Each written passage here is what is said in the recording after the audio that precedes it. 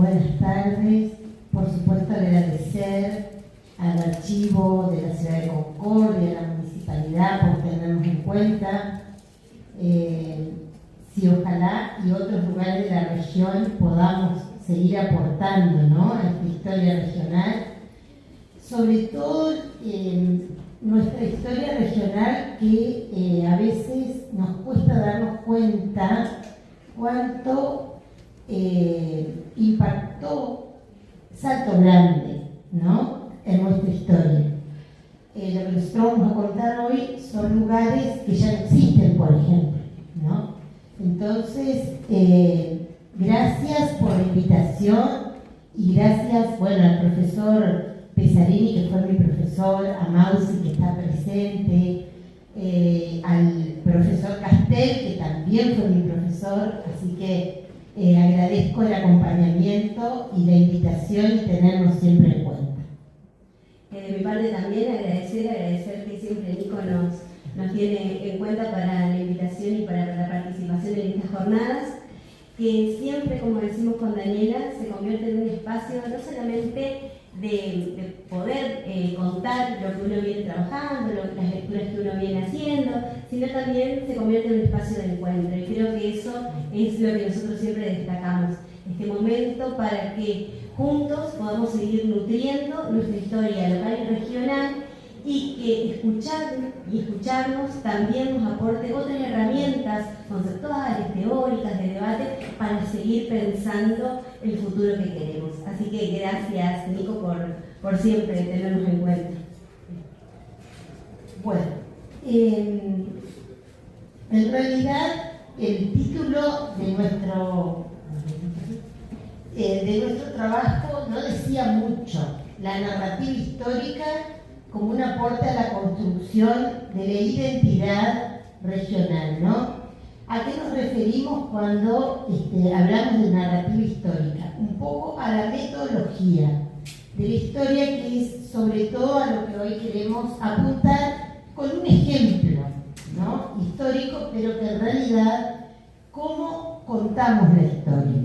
Sabemos sobre los relatos historiográficos, tanto de la historia nacional como la historia provincial, la historia regional, que tenemos varias vertientes historiográficas, ¿no?, y que hoy existen en realidad una complejidad para contar la historia por el aporte de otras ciencias, que hace que la complejidad social de la realidad social se pueda comprender mejor, ¿no?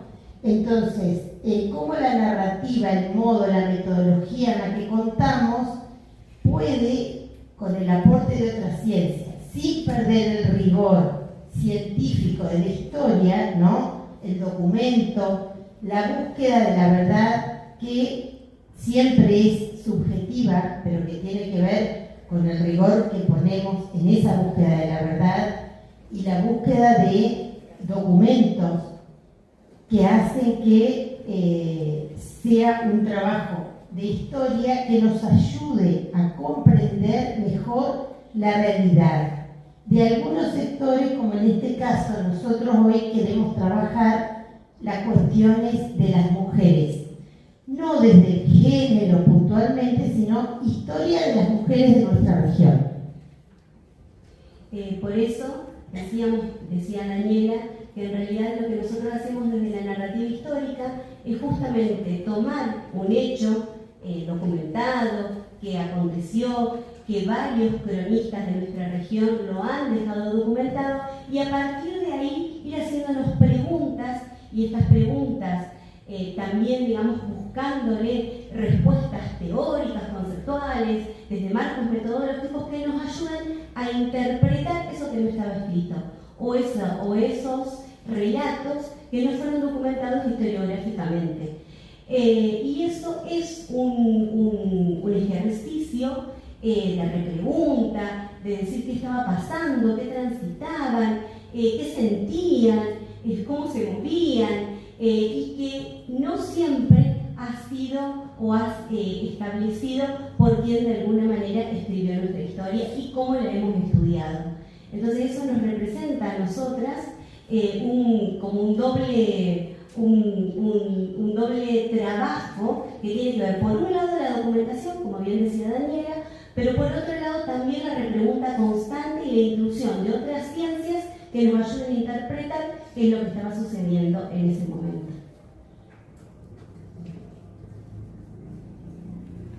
Nosotros descubrimos en las lecturas no que las mujeres no estuvieron presentes en la realidad, sino que muchas veces fueron omitidas en los relatos históricos. Puntualmente porque eran los relatos oficiales, generalmente tenían que ver con relatos políticos y militares, en los que, bueno, la mujer no tenía un lugar en el espacio público. Entonces, eso no quiere decir que no haya estado presente, que haya sido muy importante en todos los procesos, sobre todo los procesos fundacionales, que es, a veces aparecen mujeres que tienen que ver con esposas, con reinas, con santas, con la mamá o la esposa de o la hija de, ¿no? Pero no como un sujeto de la historia. En ese punto, lo que nosotros hicimos fue buscar cuáles fueron los aportes o cuáles son los aportes que realiza la narrativa a el relato historiográfico. Entonces podemos ver o podemos decir que en realidad cuando hablamos de narrativa histórica estamos construyendo un verdadero relato que apunta a pensar, a configurar la identidad local y regional específicamente desde un lugar. Y a partir de esa construcción ir viendo o ir tejiendo los lazos que construyen la historia propiamente. Además también pensar la narrativa histórica no solamente como un proceso de construcción identitaria, sino también como un espacio que nos define o nos diferencia de lo global, ¿no? Y también, digamos, trabajar, definir esos mitos fundacionales, como decía Daniela, que los podemos definir específicamente y a partir de ahí ir haciendo la construcción historiográfica del relato en sí. Bueno, por supuesto que todos los hechos históricos y los procesos históricos tenemos que ambientarlos y ponerlos en su contexto, ¿no? Para interpretar y dar sentido a cada proceso en el que se configura la identidad propia de una región, en este caso la nuestra, ¿no? Podemos decir que, bueno, los aportes de la narrativa histórica son lo que decía Cecilia recién. Defender, conocer primero nuestra identidad para después poder enfrentarnos a la homogeneidad que a veces las culturas globales nos van imponiendo. Conocer aspectos de nuestra historia que son o sectores o sujetos que son más desconocidos, ¿no? En el caso, nosotros tomamos para trabajar el proceso histórico que podríamos llamarlos procesos fundacionales, de lo que el profesor Castel explicó, los procesos anteriores. Él habla de la modernidad.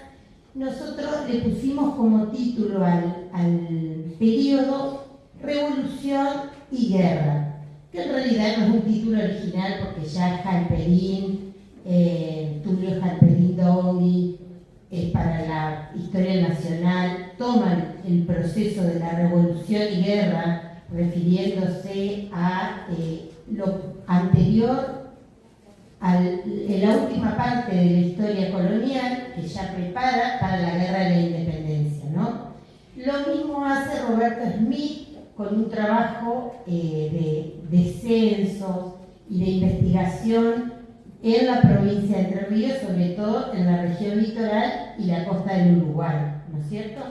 Entonces, basándonos en estos datos, trabajamos en nuestra región cómo fue ese periodo, ese proceso de revolución y de guerras a partir de lo post-jesuítico, ¿no? Ya post-jesuítico. A ver si aparece el mapa. El contexto colonial misionero y después cómo se prepara la revolución. Bueno, ahí tenemos uno de los primeros mapas de las misiones jesuíticas y del padre Quiroga, 1737, que muestra cómo era nuestra región, en realidad lo que perteneció a la provincia del Guairá, ¿no? Todo lo que fue parte de la Paraguaría, la provincia jesuítica del Paraguay, que por supuesto con la expulsión de los jesuitas a fines del siglo XVIII, 1768, 67 en realidad, pero se fueron los padres jesuitas en el 68, comienza un proceso de dispersión que hasta hace no tanto tiempo en los libros de historia parecía como que los jesuitas, una vez que se fueron los padres jesuitas, volvieron a la selva, volvieron a su estado natural o a su estado original, ¿no?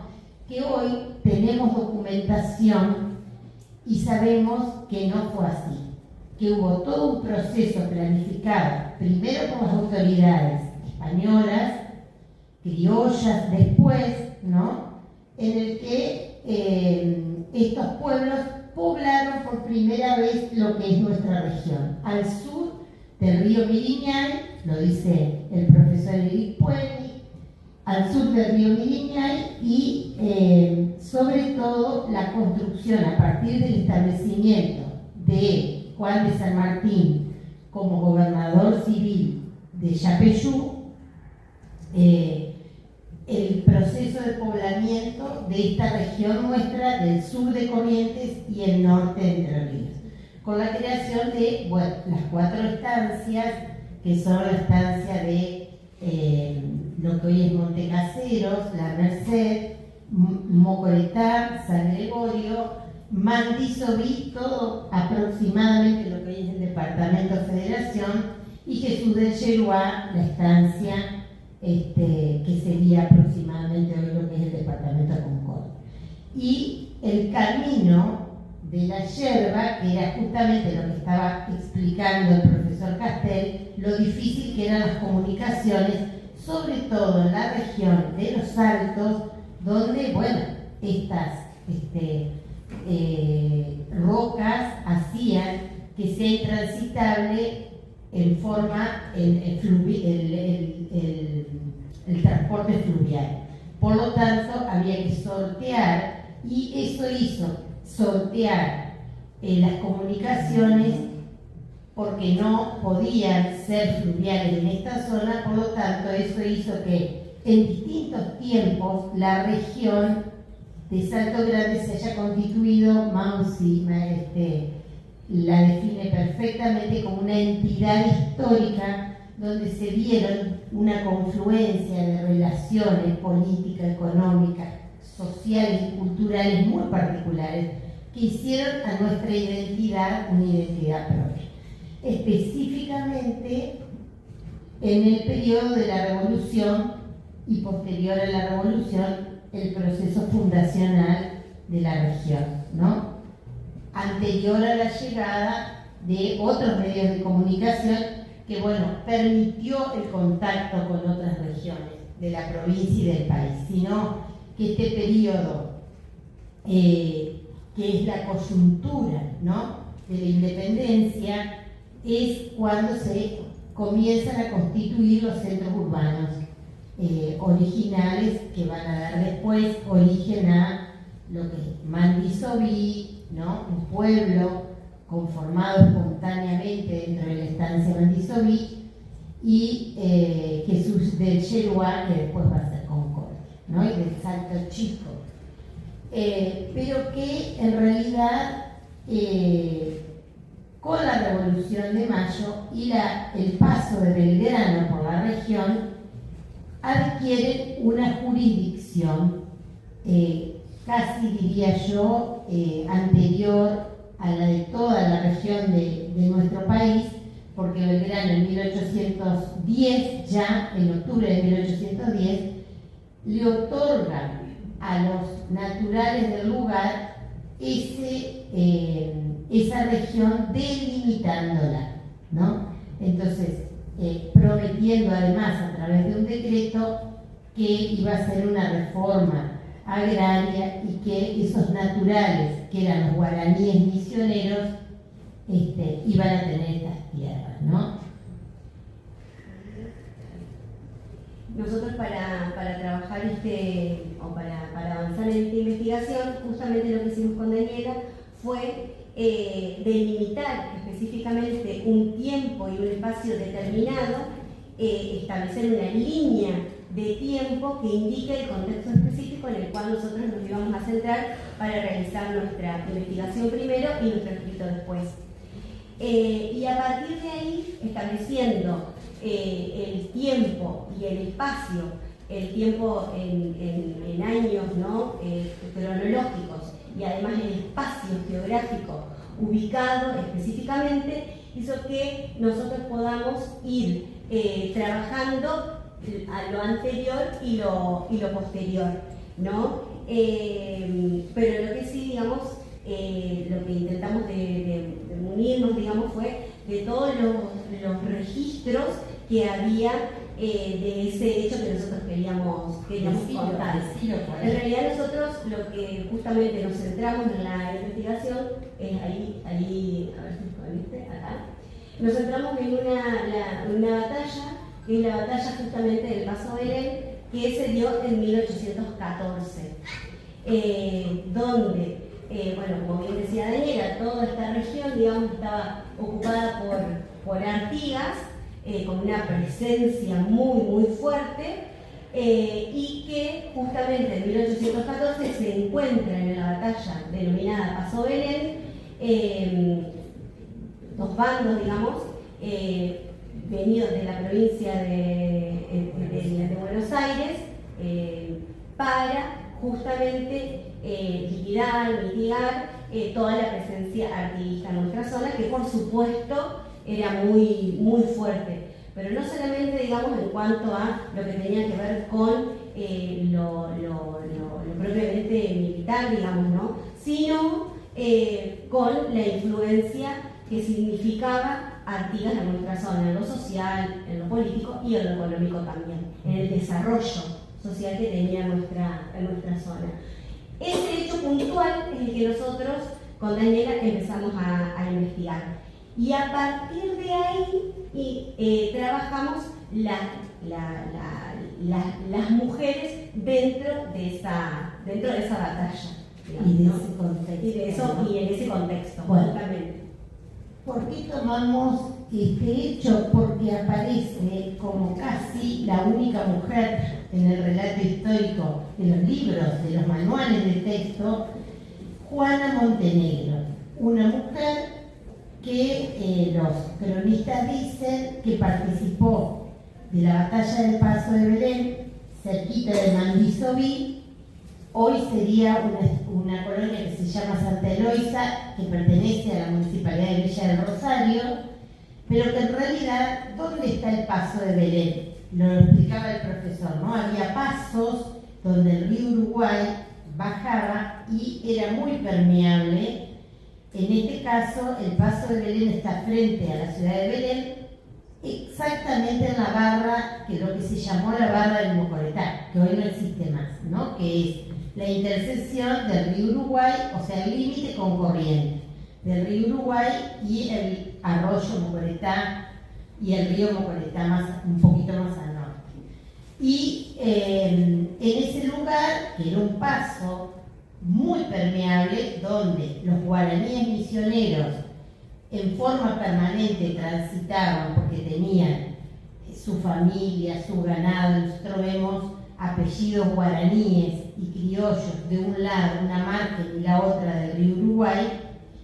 Este lugar tan significativo para la gente de Artigas, que en 1814, por decir una referencia, no nos olvidemos que en 1811 se produce el éxodo oriental, donde se van a, durante un año, establecer no quiero decir un número determinado, pero entre 9.000, 7.000, 9.000 personas que vinieron del Uruguay, que sabemos que son en su gran mayoría guaraníes misioneros, algunos charrúas, guaycurúes, afroamericanos que seguían en su ejército Artigas y que él lo rescató sobre todo del avance portugués y del avance español, que se habían establecido en esta zona y conformado un tipo de sociedad todavía en la etapa revolucionaria muy particular, que va a ser parte de lo que es nuestra identidad hasta hoy, ¿no? Y que en realidad lo que hace Buenos Aires es desconocer esta identidad regional y mandar ejércitos a reprimir sobre todo la figura de Artigas, que, como Cecilia decía, iba adquiriendo una gran importancia en la región. Primero Artigas, después Andresito, ¿no? Que interpretan esta identidad misionera, guaraní, de la gente de la región y hacen un proyecto más grande, hablando ya, por supuesto, de lo que es el federalismo, la independencia y la conformación de un Estado que ellos pensaban una república federal, ¿no? En el que incluían, con el mismo pensamiento que tuvo antes Belgrano, a incluir a toda esta sociedad que ya tenía su identidad propia, ¿no? Este hecho, como decíamos con Daniela, se llevó acá, esta batalla se llevó adelante, o se llevó a cabo, mejor dicho, el 28 de septiembre de 1814. Y tanto el profesor Barini como Mantilla también, digamos, lo van describiendo. Describen el hecho primero y también, digamos, en ambos casos aparece la descripción de Juana Montenegro como la única mujer que acompaña, con nombre propio, digamos, ¿no? Que acompaña a las tropas de las provincias unidas. Del directorio. Del directorio, exactamente. Estos efectivos estaban al mando del teniente coronel José María Lorenzo y obtuvieron, eso también es lo relevante de esta batalla, es que triunfan sobre las fuerzas artiguistas, ¿no? Ahí están. Y esto nosotros lo pudimos encontrar justamente en todas las crónicas que César Manuel Barini fue dejando en el Museo Regional Camila Quiroga.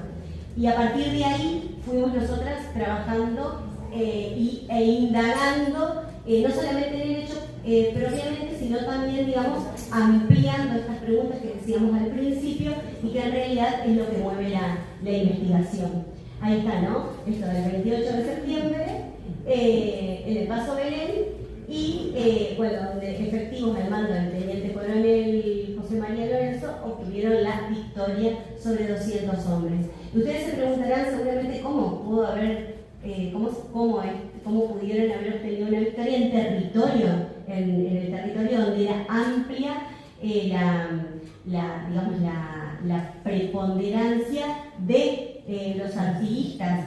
Bueno, justamente porque ese día José Manuel Barini lo describe muy bien, llovió torrencialmente y las armas se mojaron, por lo tanto, como los que vinieron y tenían sable en mano pudieron derrotarlos. Ese es un hecho que a nosotros nos llamó poderosamente la atención. Nos llamó poderosamente la atención y en base a eso comenzamos a descubrir que nuestra zona, en el proceso de la revolución, nuestra región, era una región permeable, dijimos, tanto al avance portugués, que en 1811 destruyeron Mandisoví, el pueblo de Mandisoví, y a dónde fue esta gente a refugiarse, a los montes, ¿no? Porque no tenían otra opción, pero que después reaparecen con la fundación de federación, ¿no es cierto? Y que además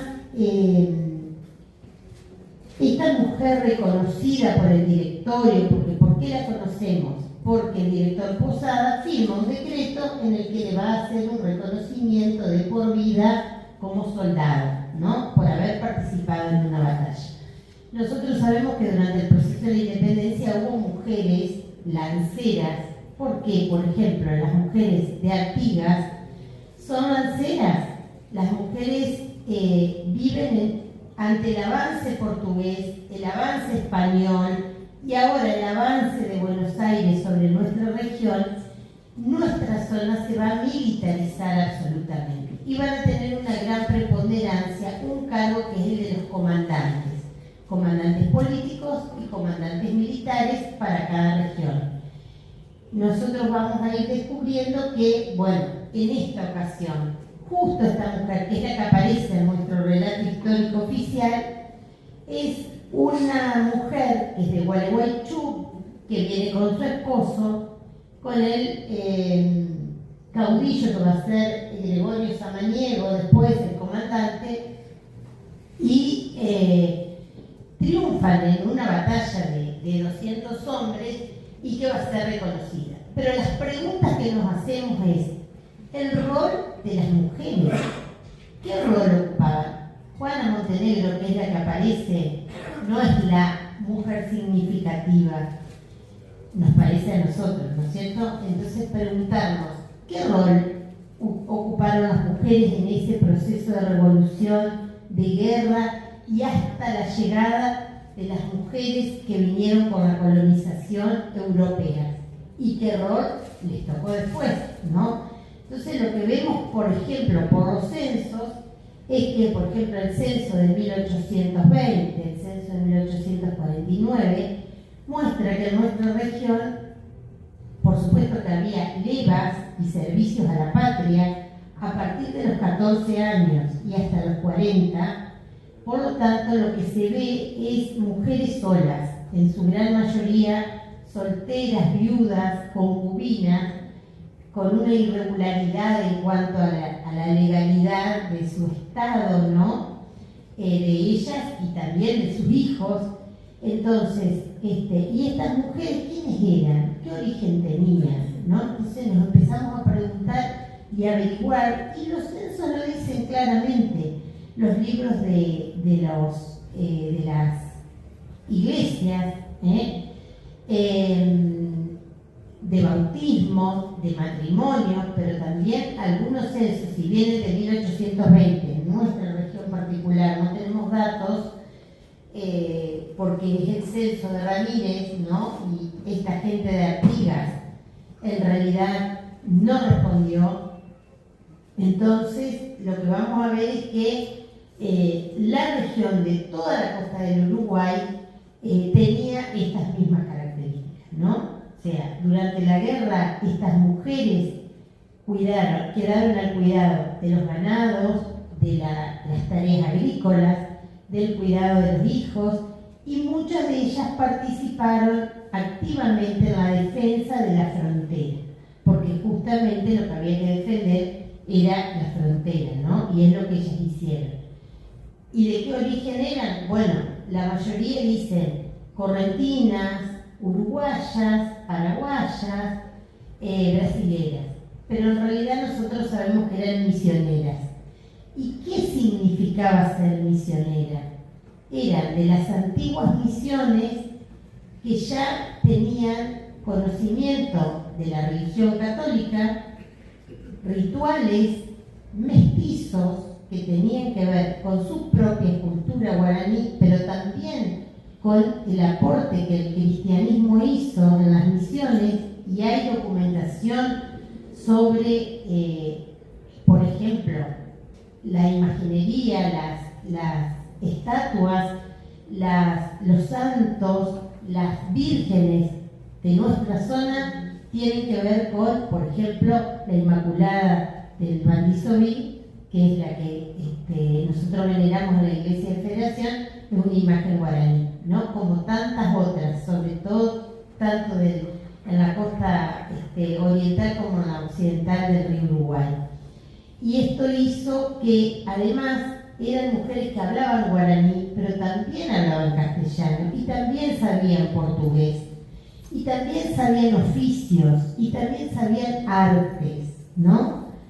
Sabían tejer, tenían el tejido de algodón, sobre todo, eran muy hábiles, exportaban el tejido de algodón que hacían las mujeres guaraníes misioneras, sabían música, tenían coros, sabían instrumentos, que por supuesto durante todo este proceso de guerra y de revolución las costumbres se van a ir degradando y van a sufrir la pérdida de su esposo, de sus hijos y quedar muchas veces a cargo de la familia y del cuidado de la región. Preguntas que nos van llevando a investigar estas cuestiones que existen, que encontramos información, pero que muchas veces quedaron invisibilizadas o quedan invisibilizadas en los relatos más tradicionales de la historia de nuestra región. Por eso decíamos lo importante que es articular con otras ciencias, porque justamente en esa articulación uno puede ir haciendo otro tipo de lecturas que dan cuenta de estos procesos que se fueron desarrollando en este devenir histórico. Como decíamos recién, en una tierra desgarrada por la confrontación y la insurrección revolucionaria, la identificación de mujeres con nombre propio, como por ejemplo Juana Montenegro, ilumina de una manera importante, fundamental, la presencia femenina de trayectorias o de algunas trayectorias de las cuales hemos ignorado hasta ahora. La territorialidad de la milicia destaca su pertenencia a un lugar específico, como por ejemplo lo fue Gualeguaychú, y que nosotros la encontramos en relatos que tienen que ver con específicamente Mandisoví. Por eso nos parece importante también destacar la movilidad que había de estos habitantes en nuestra zona.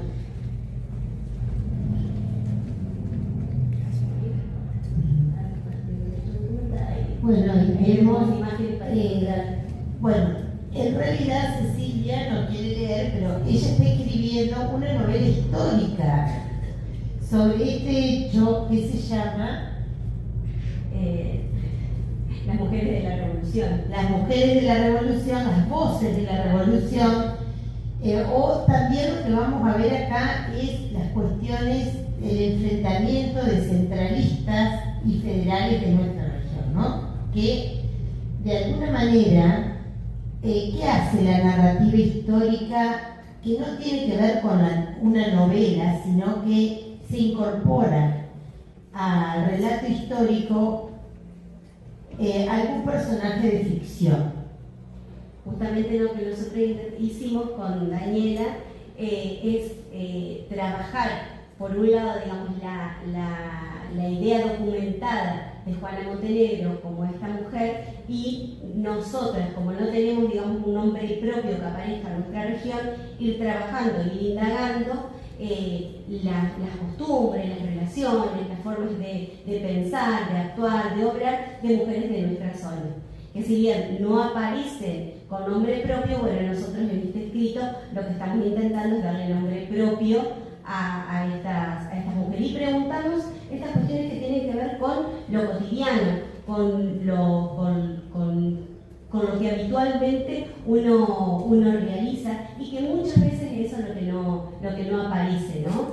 Y que también es verdad, en nuestra zona las mujeres no aparecen tan documentadas. Entonces eso también nos obliga, desde nuestro punto de vista, digamos, a indagar más, a preguntar más, a buscar más y a seguir por este camino.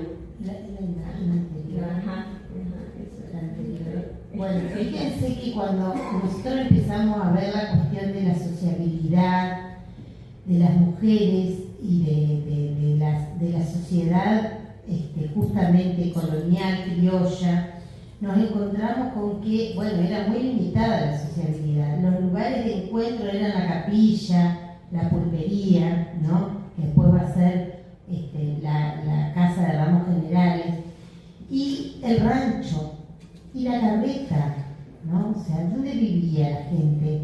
¿Dónde vivían estas mujeres que estaban afrontando el cuidado de nuestra frontera? Y en los ranchos. Y entonces nos encontramos con un dato fundamental que abre a otras preguntas. Por ejemplo, el rancho era un lugar público, ¿no? ¿Por qué? Porque en general estas personas que venían, por ejemplo, los que cruzaban por el paso de Belén o alguno de esos pasos en forma permanente del río Uruguay, que venían con sus familias o que venían soldados, se alojaban en esos lugares, que los viajeros, ¿qué dicen? ¿Cómo relatan? Había algunos estancieros que no vivían en la región, pero que tenían ranchos donde había mujeres, peones, niños, agregados, bueno, y que en realidad eran lugares donde quien venía desde muy lejos, y como lo explicó perfectamente el profesor, no tenían, llevaba mucho tiempo llegar a otro lugar y no había cómo. Después, más adelante, Urquiza va a poner un sistema de diligencia, pero antes de 1840 era la carreta que era, indagábamos, ¿no? El profesor, ayúdame, Maus, el profesor que habla sobre las carretas, el profesor de Concordia, Terrero, ¿puede ser?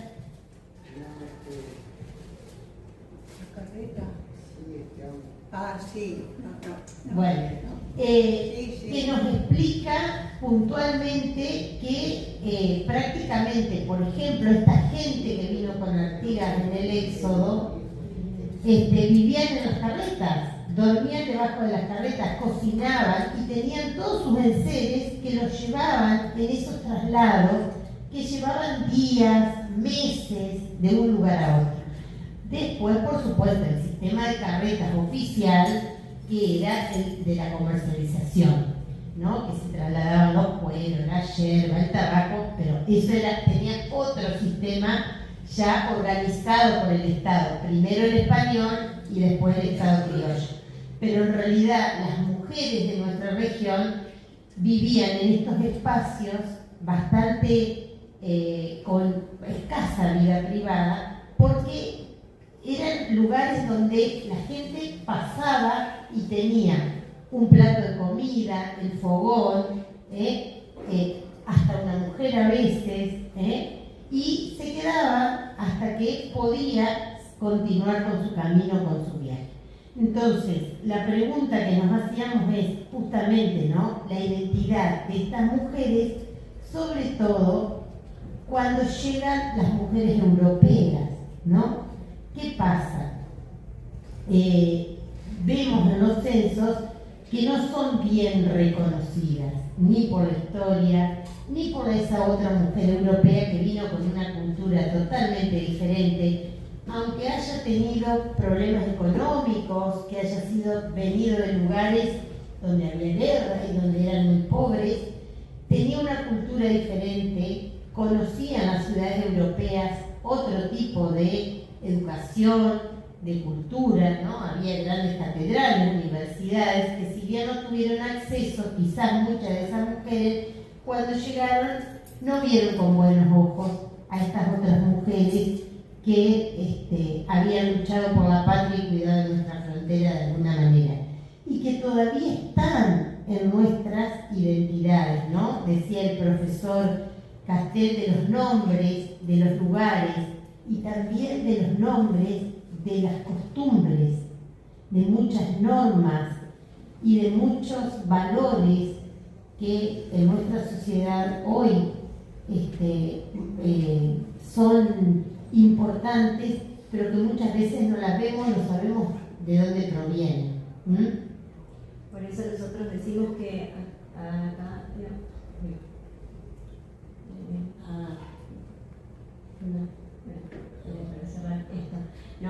pensar que esta forma de contar o de relatar nuestra historia nos conecta con un presente diferente para pensar otras formas de relación, otros modos de contacto, otras experiencias y otras formas de vida de quienes nos han precedido.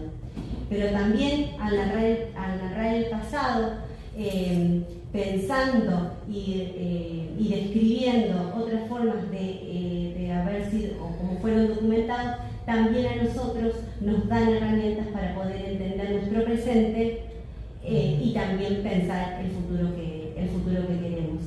Porque creemos que también estas formas de narrar, de relatar, de describir, habilitan otras formas de leer y de conectarnos con nuestra historia que puede dar cuenta también o puede darle voz propia a quienes hasta ahora no han sido tenidos en cuenta, como por ejemplo en nuestro caso las mujeres. Sí. Quisiera comentarles algo. Esto me hace así mucho sentido porque hace poco tiempo, en realidad un par de años, por un tío mío me enteré que mi tatarabuela, que era charrúa, se casó con un francés, que se asentaron en la zona de Colonia Itapeví, y ella, su nombre charrúa era Iratá, y luego cuando se casaron le dieron un nombre español para cristianizarla. Y ahora en este momento no recuerdo el nombre, pero hace poquito lo vi, que lo tengo escrito cuando empecé a hacer el árbol genealógico. Y mi tío me contaba la historia que me contaba su abuela, de propia mano, de propia, digamos, vivencia. Mi tío falleció en marzo, tenía 94 años, es del 1900 era. Y me contaba que ellos, tenían una chacra. Mi tatarabuelo era de León, de la zona de León, y se asentó ahí en esa zona. Hizo una chacra, tenía una chacra, y cuando venía la época de los malones, o sea, de las guerrillas y eso, ellos juntaban a toda su familia en carreta, en bueyes, y tirados por bueyes, y a los hijos varones los disfrazaban de mujer y los subían arriba de la carreta para que no se los llevaran los malones, porque los malones arrasaban con todo, pero eran guerrillas, no eran indios, no eran aborígenes, digamos, como podemos creer, sino que era dentro de todo lo que fue la guerra de la revolución. Entonces arrasaban con todo para alimentarse y se robaban todo lo que... Saqueo, ¿no? O sea, el saqueo, porque a veces queda hoy en el relato, en muchas narrativas históricas revisionistas, por ejemplo, en el afán de reivindicar a los caudillos, por ejemplo, o de denigrar a los caudillos desde otro lugar, se dice que, bueno, eran rapaces, crueles, que se dedicaban al robo. En realidad todos los ejércitos, ¿no? Halperin habla del ejército dictatorial y dice eso, ¿no? Todos los ejércitos se dedicaron, fueron crueles, o sea, era la forma de, además era el sustento, no había otro. Además, pero ellos se llevaban a los hombres, a los varones en ese caso, para las guerras, para luchar, por eso los ocultaban. Y ellos en esa época de guerrillas juntaban toda la familia y atravesaban el río en esa zona. Exactamente, sí. Y se ubicaban en la zona de Federación. Claro. Por eso mi abuela era de Federación. Sí. Y cuando se calmaba todo, volvía. A la zona de Itapeví. Sí. Yo nunca pude ir a constatar a la iglesia de Itapeví el nacimiento, que es algo que mi tío siempre quiso hacer. En el matrimonio, digamos, y el nacimiento de sus hijos. Es que las cosas que uno va descubriendo cuando va indagando, ¿no? Estos días escuchaba que en Mogollá, por ejemplo, están encontrando en las partidas de la iglesia, que es una de las más antiguas de la provincia casamientos de afroamericanos, casamientos de guaraníes. Como vos decís, tu tío era francés, muchos inmigrantes europeos vinieron solos, como en el inicio de la... Hubo leyes, como por ejemplo la de Villa Libertad, que obligaba a que la familia sea bien constituida y numerosa, ¿no? Pero vinieron igualmente a Villa Libertad muchísimos profesionales y hombres solos que se casaron con, como vos decís, de distintos orígenes, alemán, y había algunos orígenes que eran más permeables para los casamientos con otras, por supuesto con la gente que estaba acá, pero con otros orígenes americanos, ¿no?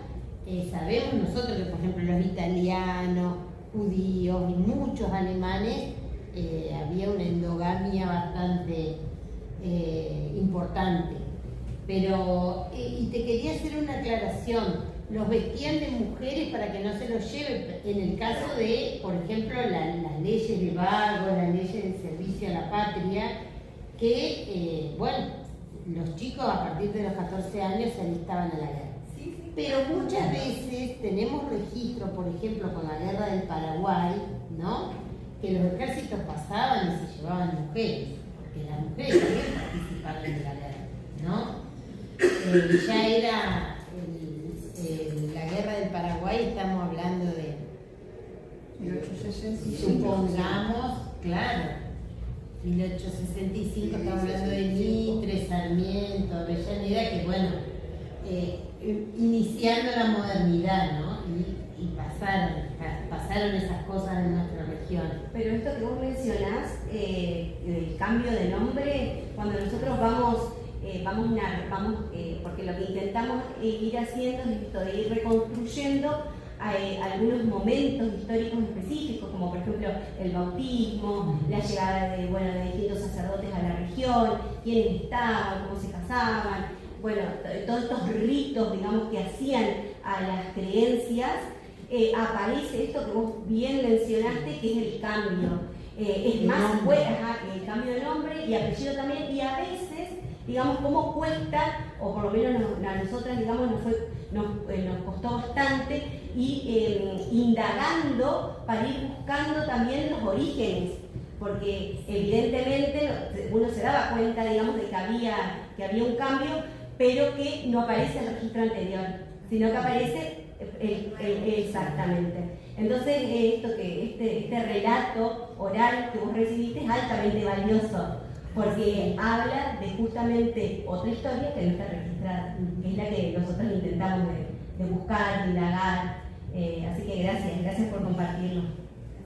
No, el historiador que vos decís ya no está entre nosotros. No, sí. Pero hizo una colaboración sobre las carretas en un trabajo de cuaderno de estudios regionales. En el encuentro de Geohistoria presentó ese trabajo, donde justamente rescata el valor de las carretas como único medio en aquel entonces para poder trasladarse, y todas las peripecias y penurias que debían pasar. De aquellas que hacían el tránsito, Concordia y toda la región Sí, para las misiones. entre los cuales estaban los garajes. Claro. Y que a esos, digamos que lo fundió el ferrocarril. El ferrocarril, de claro. Concordia, Federación, Villa Libertad, Montecasero. Sí. Pero que previo al ferrocarril era la única manera que Concordia se relacionara con toda esta región histórica, ¿no? Así que, bueno, por ahí viene la mano. Y quiero hacer una aclaración, que si bien esta mujer, Juana Montenegro, que es la que a nosotros nos sorprendió tanto en los relatos, viene con la gente de Buenos Aires y del directorio, nuestra región Mausi lo aclara perfectamente y lo podemos constatar, es donde se inicia la revolución y el federalismo, ¿no? Desde acá, con Artigas y después con la gente de Artigas que queda y que sigue luchando, ¿no? Entonces, estas mujeres, Cecilia en su novela lo va a documentar y perfectamente claro cómo eran mujeres que lucharon por el federalismo, ¿no? Que están presentes en los ejércitos de Artigas y los ejércitos después va a seguir Andresito y que siguen luchando por el federalismo, ¿no? Son lanceras y acompañan a los ejércitos. Y van detrás, Sí. detrás de sus hombres. Y son los que cocinan y hacen uniformes y curan y cosen y crían los hijos en esos contextos, ¿no? El año pasado Cecilia nos contó sobre Melchora Cuenca, ¿no? La mamá de Santiago Artigas, la última esposa de acá de sí, La mamá de Santiago, la mamá de la esposa de José Gervasio. Claro, exacto. de José Gervasio. Y bueno, si uno hace el seguimiento de Melchora Cuenca, ¿no? Esta mujer que fue lancera en el ejército de Artigas, que lo acompañó hasta que pudo, y que después, bueno, cuando se refugia en Mandisovino, claramente, ¿qué le dicen?